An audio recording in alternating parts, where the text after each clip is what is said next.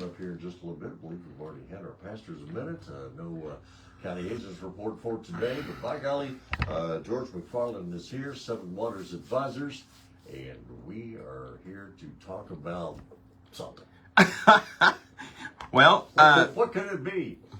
You know me, it could be anything. So this morning, you know, we are all hearing about no taxes on tips, right? So I'm thinking about stopping taking any kind of fees or commissions, and I'll just take some tips moving forward. If you think I do a good job, I'll appreciate it.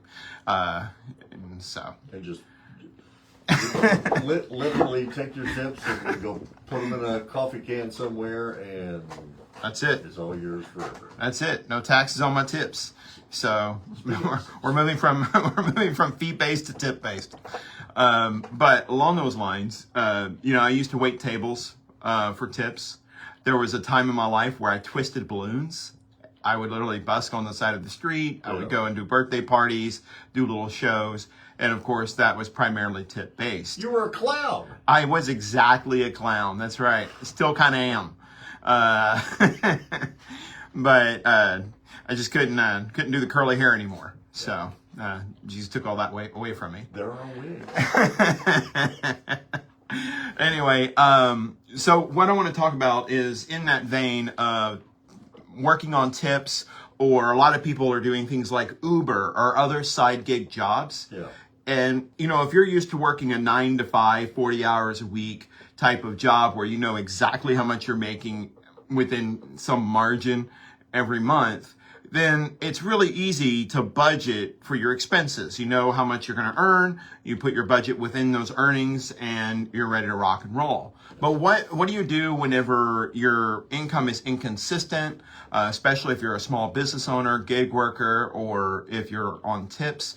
That's whenever it gets a bit more challenging to figure out how to start a budget. So that's what we were going to cover today. Or sometimes you have a job, like I said, and that's what you do, and you do it for years. And things happen over time, and all of a sudden you're a little older, and all of a sudden you find yourself, you've had to hustle and go get 3 or 4 different jobs. Right. You're not used to that at all. Exactly. Yeah.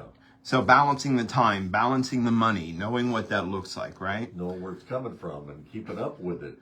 Did everybody pay you that was supposed to pay you? Right, Yeah. right. Yeah. So a lot of that's very challenging. And so there's several things that you need to do in order to have some stability in what seems to be kind of an unstable income, right? And it really starts with everybody's favorite thing to do.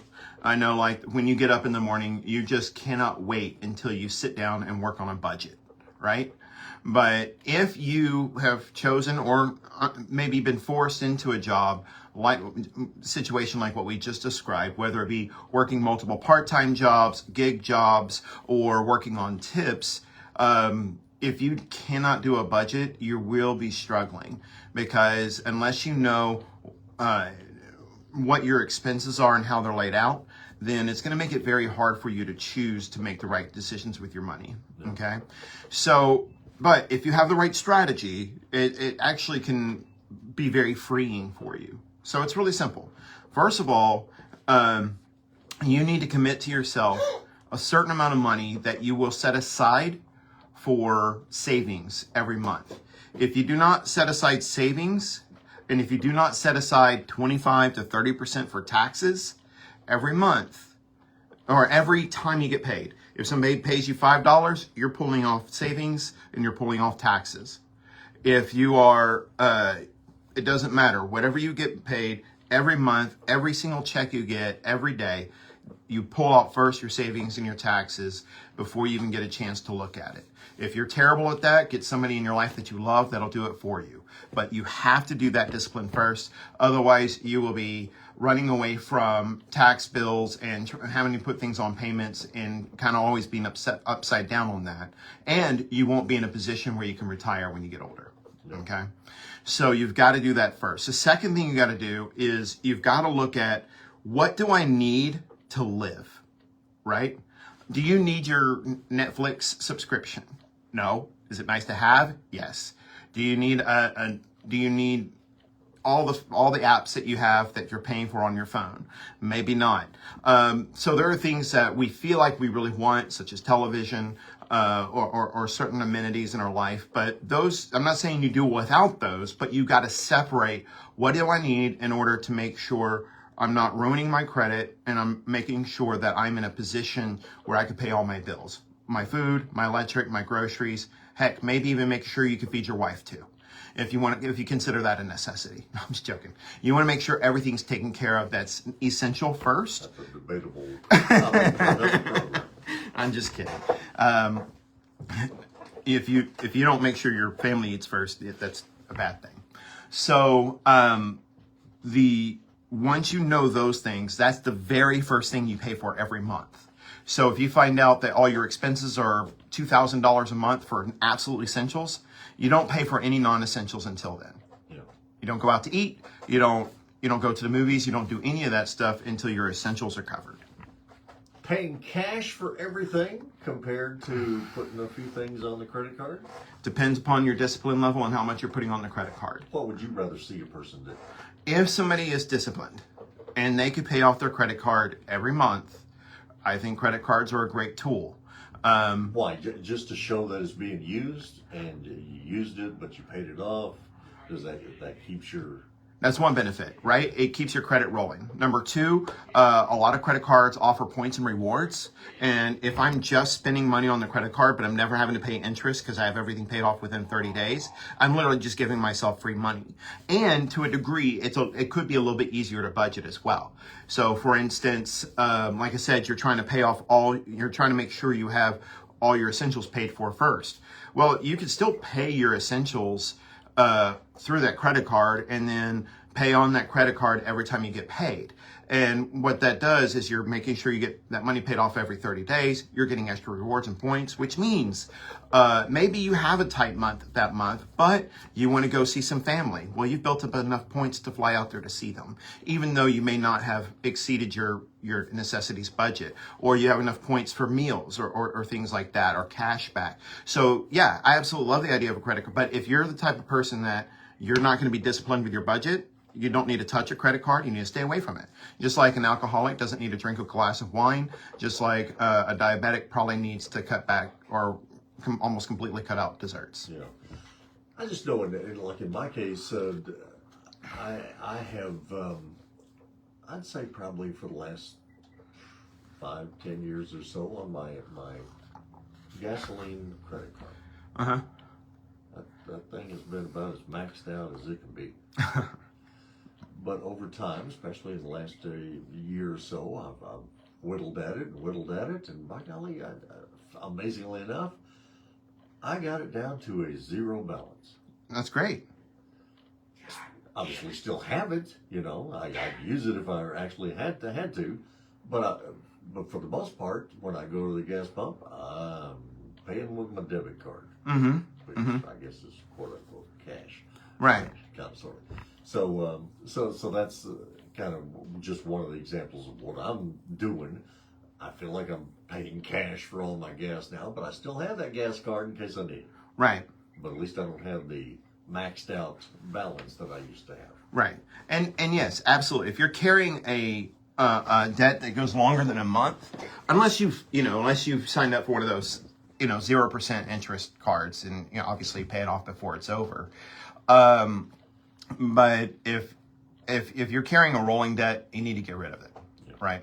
But my Exxon credit card, I pay it off every month, but I get 10 cents off per gallon, and I drive a lot. So as long as I know what my budget is and I'm paying for it, then every month, then I'm just getting the benefit of the free 10 cents or 10%, and I still don't pay any interest on it. Yeah.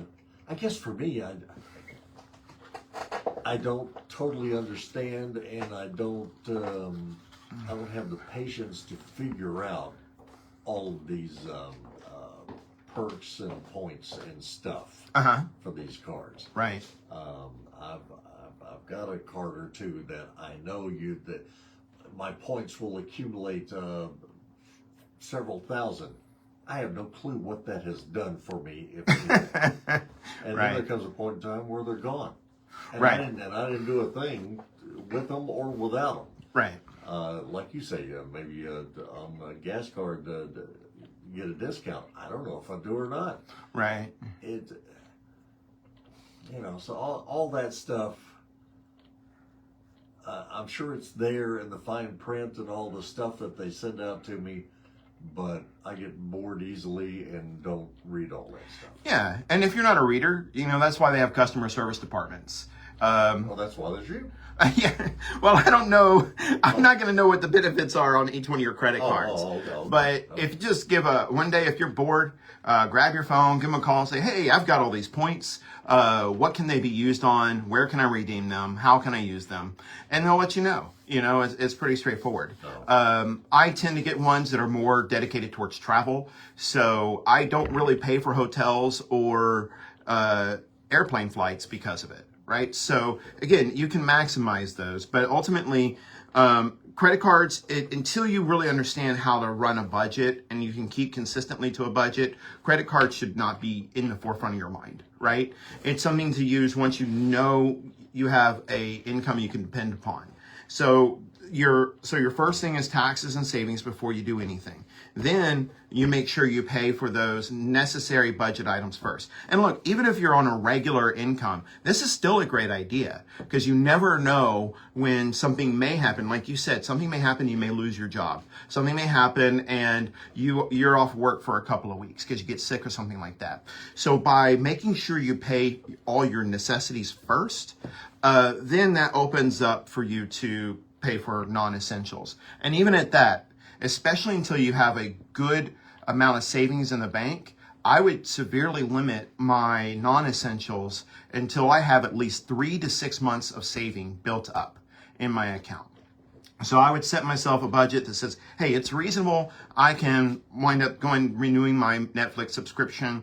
I can go ahead and go out to dinner maybe once or twice this week, entertain myself a little bit, but I'm going to keep my budget super tight initially until I can get about 3 to 6 months worth of income in the bank. And keeping that budget, like you say, what do you think? Do you encourage folks to look at those bills each month and pay each one in some form or fashion where you did? Mm-hmm. Or put everything on a draft and this and that to where it just poof, it's gone and you never had to give it a second thought.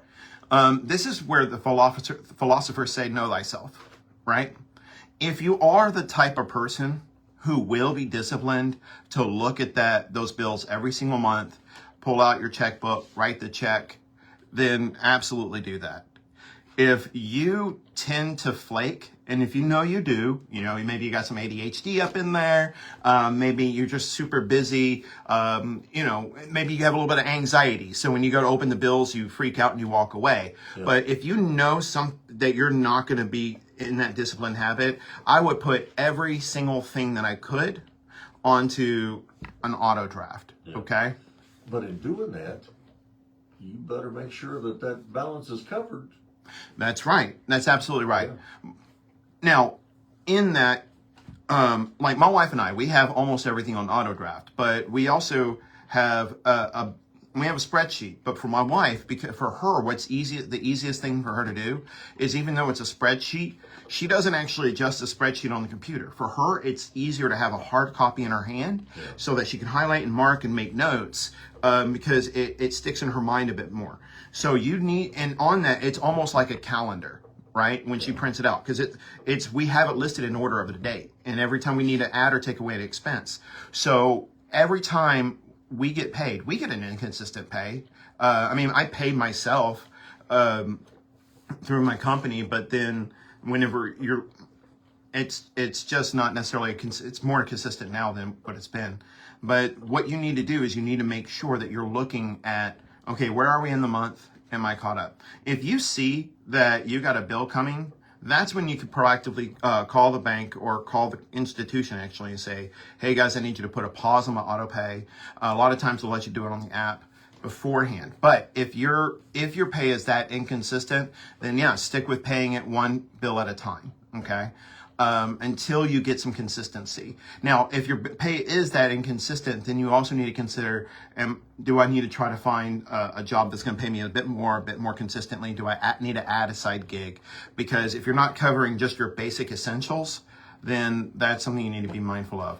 Also, if you, maybe a hybrid idea on what we were just talking about, any of the non-essentials, maybe none of those be on auto pay. Netflix or, you know, any subscription that you may have to something that's just entertainment based. Yeah. So I think we're running short on time here. Yeah. Okay. But with that being said, once you do that, you got your non-essentials, you build up a 3 to 6 month worth of savings. That way it's a little bit easier, and now you could put everything on auto pay. Because even if you don't hit those non-essentials by the time that bill is due, those essentials by the time that's due, you have some overflow in your savings account, just in case you do have a bad month or a couple bad months. So it gives you a little bit more flexibility, but if you keep that same discipline throughout the rest of your life, taxes and savings first, then essentials, and only then after that, non-essentials, as a reward for yourself for being consistent, you're gonna be in a great position to feel stability in the midst of an unstable income. Sunday morning, 8:30, the topic is?